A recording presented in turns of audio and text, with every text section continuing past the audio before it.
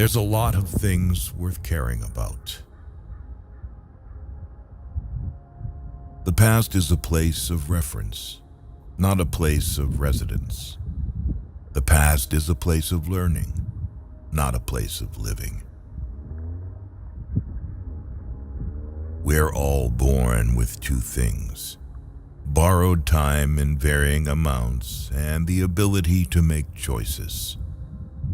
If you wish to know how you are spending yours, observe how others waste their time making wrong choices and don't repeat them.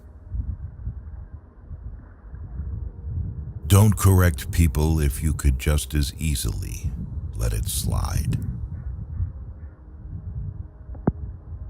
You can either be a negative or positive person in life, but only one will get you somewhere.